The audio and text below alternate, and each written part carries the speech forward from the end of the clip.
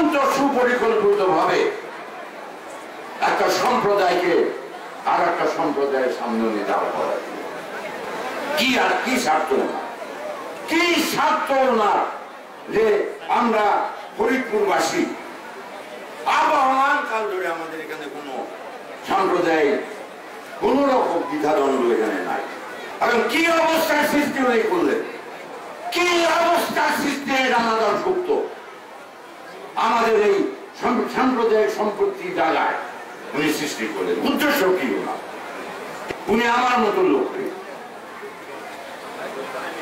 জমি দখল করার অভিযোগে অভিযুক্ত করলেন।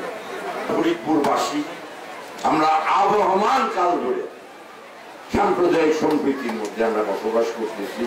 দয়া করে আপনি যদি অন্য কোনো রাষ্ট্রের এজেন্ট হয়ে থাকেন, অন্য কোনো এজেন্ডা নিয়ে যদি আপনি থাকেন, দয়া করে আপনি চিটাগাং নিয়ে আপনি থাকেন, ফরিদপুরের দিকে যদি চোখ তুলেন আপনি চোখ তুলে নিয়ে দেবো।